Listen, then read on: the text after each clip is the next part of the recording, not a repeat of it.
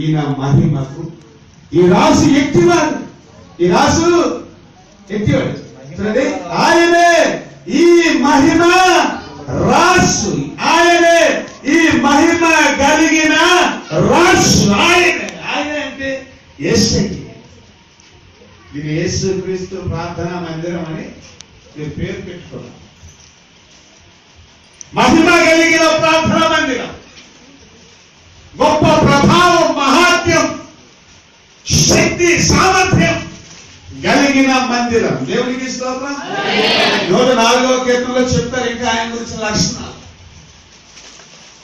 ఈ మహిమ అంటే ఏంటి, ఈ ప్రభావం అంటే ఏంటి, ఈ శక్తి అంటే ఏంటి, ఈ సామర్థ్యం అంటే ఏంటి అన్నది కొన్ని వివరాలు మొదటి 2-3 వచనాల్లో కూడా వివరించారు, వర్ణించారు భక్తుడు.